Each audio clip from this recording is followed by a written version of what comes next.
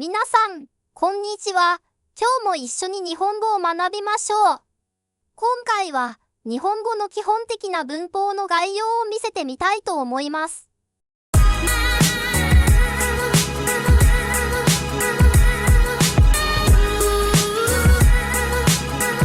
日本語と英語の文法には多くの違いがありますが、いくつかの少し似ている点もあります。まずは、基本的な品詞について紹介します。日本語の品詞には、名詞、動詞、形容詞、副詞、助詞などがあります。このビデオでは、動詞、形容詞、助詞のみについて詳しく説明していきます。IJC が提供するこのビデオや他のコースでは、これらの3つの品詞を色分けして表示することにしています。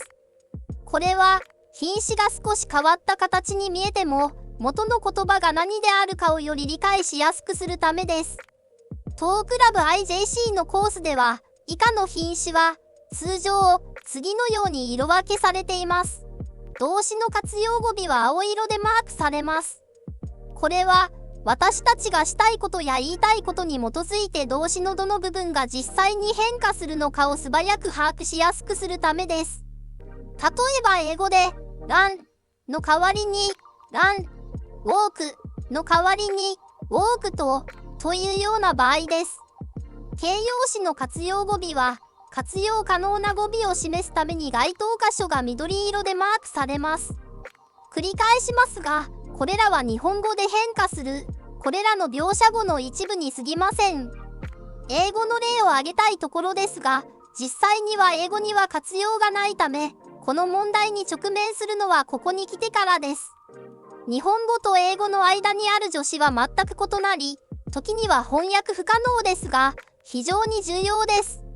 そのため、各フレーズでどのような役割を果たしているかを強調するために、日本語の文では桃色でマークしています。まずは、動詞について見ていきましょう。日本語の動詞には3つのタイプがあります。一段動詞いわゆる動詞、五段動詞さらにも言われるる動詞、そして不規則動詞ですね。この3つの動詞の種類を今から1つずつ見ていきましょう。一段活用動詞は辞書形で必ずるで終わります。このためる動詞と呼ばれることもあり、活用パターンが非常にわかりやすいことで知られています。動詞の食べるを例に、その活用型を見ていきましょう。普通形は、カジュアルな話し方や、より複雑な文で他の単語を引用したり修飾したりする場合に使われます。辞書形は単純に、食べるで、現在、未来の工程を表します。この普通形を否定にするには、末尾の、るを、ないに置き換え、食べないとなります。普通過去肯定形では、食べるの末尾のるをたに置き換え、食べたとなります。別に、丁寧形は、目上の人と話すときや、見知らぬ人に話しかけるときなど、フォーマルな会話を含むが、それだけではない、日常的な文脈で使われます。丁寧な現在、未来の肯定形は、末尾のるを取り除きますを加えて食べますとなります。丁寧な否定形を表すにはますをませんに置き換え食べませんとなります。最後に丁寧な過去肯定形はますをましたに変えることで食べましたとなります。この単語が使われている例文をいくつか一緒に読んでみましょう。野菜を食べます。昨日、ピザを食べました。彼は肉を食べません。彼女はいつも朝ごはんを食べる。私は辛い食べ物を食べない。ケーキを全部食べた。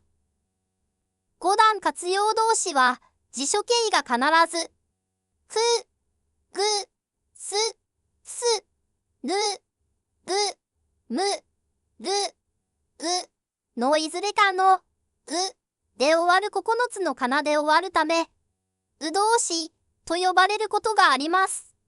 これらの動詞は、活用パターンがより多様で複雑であり、動詞の語感、丁寧形から、ますの語尾を取り除いた部分が、辞書形の語尾によって変化することが知られています。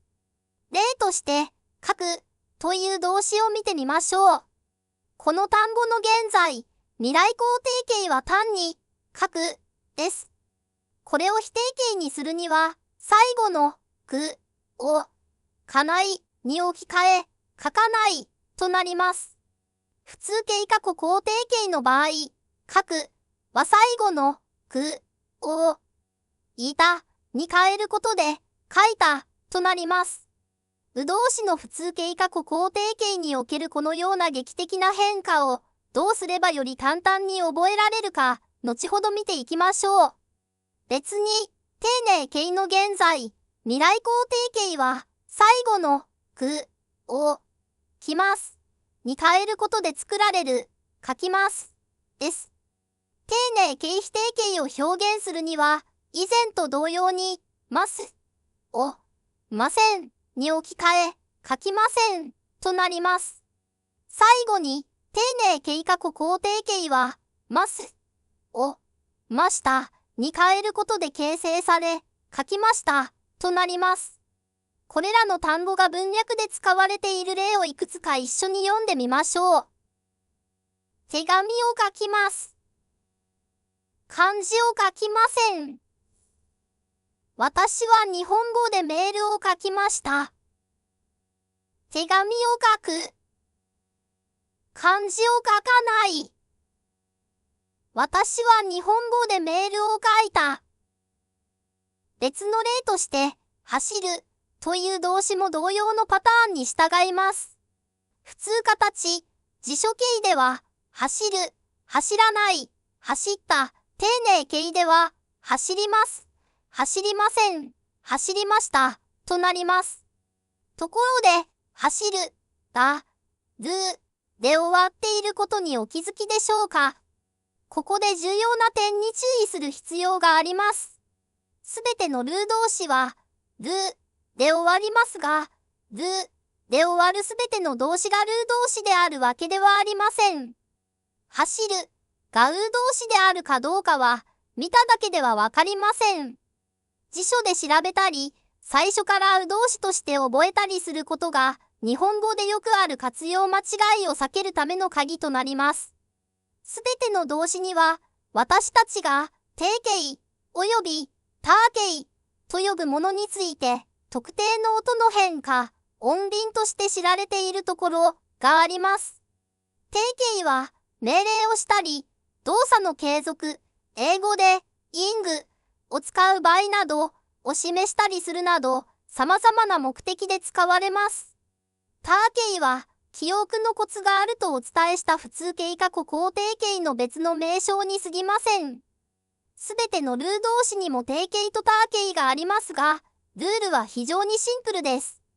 間に語尾のルを常にてまたはたに置き換えるだけです。しかし、う動詞では辞書形の最後の仮名がこれらの変化を決定します。辞書形がう、す、るで終わる場合、定型はてに変化します。む、ぬ、ずで終わる場合、定型はんでに変化します。くで終わるすべての動詞は定型、いて、を取り、ぐで終わるものは定型、いで、を取ります。最後に、辞書形がすで終わる場合、定型はしてに変化します。う動詞の普通形過去肯定形、つまり他形を覚えるための鍵は、定型と全く同じ音輪のルールに従い、最後の音を単純に入れ替えるだけであることを理解することです。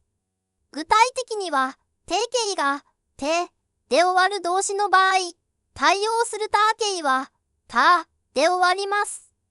例えば、買うの定型である、買って、は、買った、になります。同様に、定型が、で終わる動詞の場合、他形は、だ、で終わります。例として、飲む、の定型である、飲んで、は、飲んだ、になります。不規則動詞は、活用が規則に従わない動詞です。代表的なものは、する、と、来る、です。不規則動詞、する、の活用は、以下の通りです。する、しない、した、します、しません、しました。いくつかの例。あなたは勉強をします。私は毎日、運動をしません。今、宿題をしました。来年、留学をする。彼はあまり料理をしない。昨日、レストランの予約をした。同様に、不規則動詞の来るには、来る、来ない、来た、来ます、来ません、来ました、といった独自の活用形があります。不規則動詞は厳密なパターンに従わないため、その形を暗記することが習得への最良の方法です。次に、形容詞を見ていきましょう。日本語の形容詞は、いい形容詞とな形容詞という2つの主要なカテゴリーに分けられます。いい形容詞は、その辞書形が必ず、いいというかなで終わるため、簡単に見分けられます。な形容詞や英語の形容詞とは異なり、いい形容詞は異なる時制や局制、肯定または否定を表現するために活用します。例として、背が高い、または高価なを意味するいい形容詞の高いを見てみましょう。現在の肯定形は高いですね。いい形容詞を現在時制で否定形にするには、最後のいいをくないに置き換えます。例えば、高いは高くないとなります。普通の過去肯定を表現するには、辞書形の最後のいいを勝ったに置き換えます。したがって、高いは高かったとなります。最後に、普通の過去否定を形成するには、現在の否定形を取り、その最後のを、いいを勝ったに置き換えます。このパターンに従うと、高くないは高くなかったとなります。これらの4つの形は、すべての異形容詞に共通する基本的な活用型です。高い山。山は高くないです。ちなみに、日本語の動詞の普通形過去否定は、異形容詞と同じ活用規則に従うことに注意してください。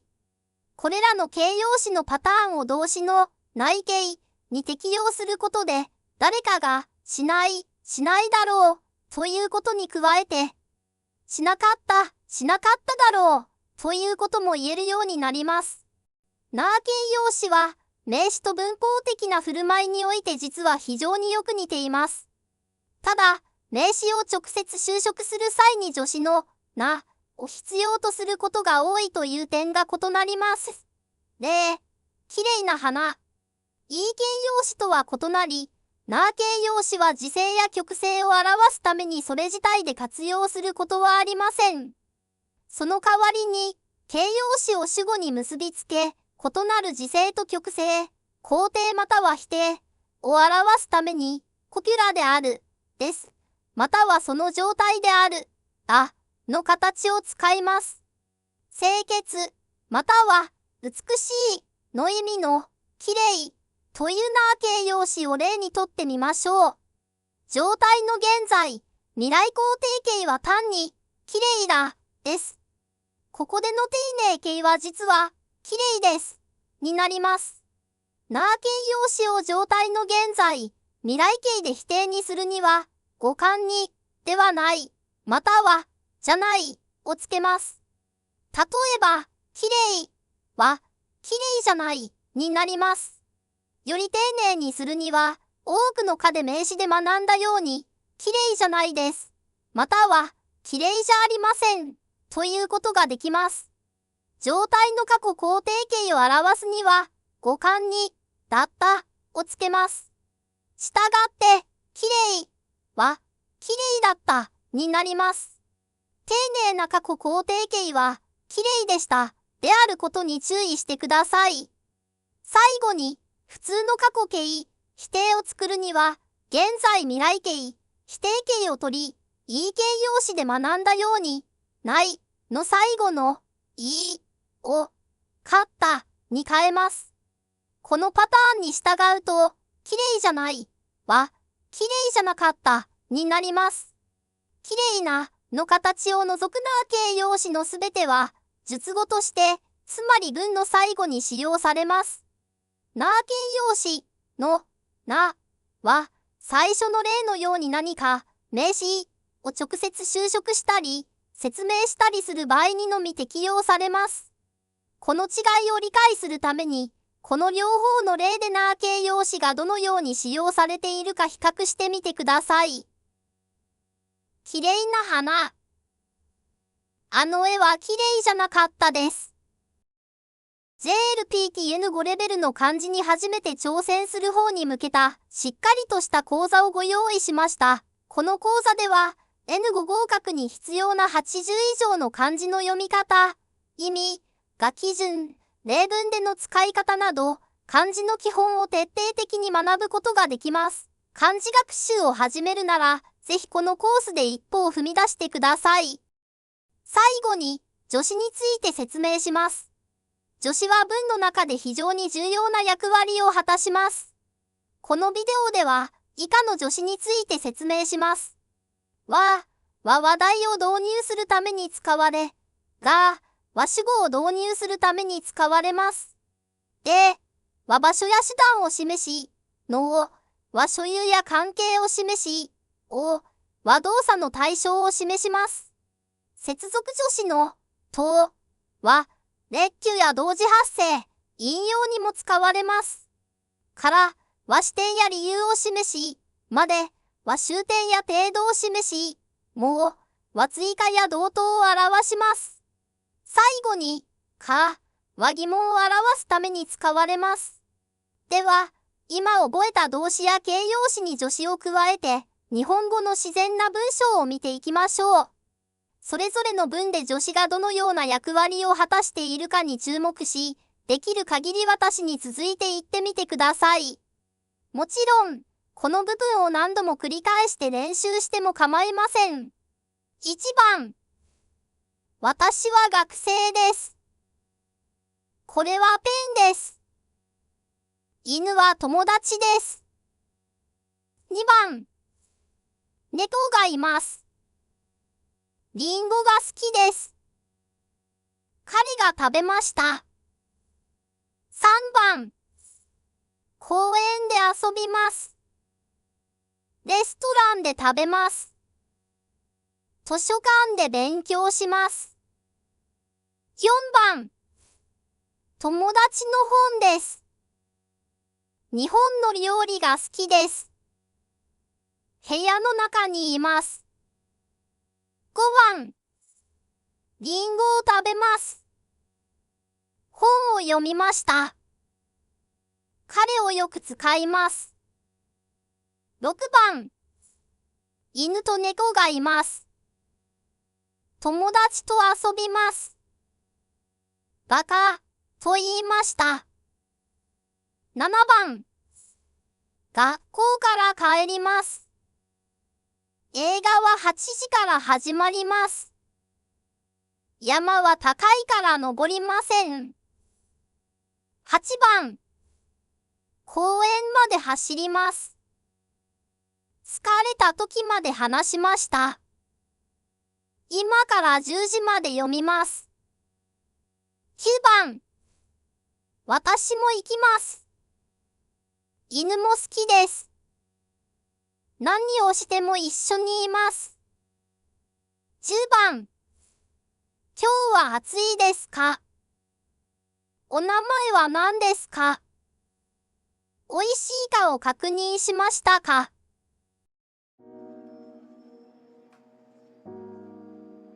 次に、今学んだ動詞、形容詞、助詞を使って日本語の文を完成させる練習をしましょう。画面に表示される文を見て、情報を使って文を完成させてください。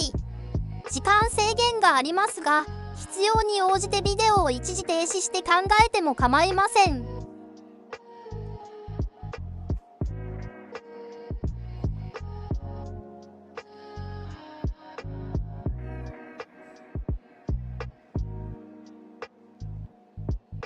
素晴らしいですね。今日のレッスンはここまでです。ところで、第10話のトピックである成功へのステップが変更になったことにお気づきかもしれません。ご要望が多かったため、まず言語学習を始めたばかりの人が見落としがちな日本の重要な歴史的及び文化的なポイントをいくつか取り上げます。しかし、ご心配なく、ビデオ10の最後にサプライズを用意しており、それはパート2中でほのめかしてきた日本語学習を成功させるためのヒントやコツに直結しています。どうぞお楽しみに。次のビデオでお会いしましょう。ありがとうございました。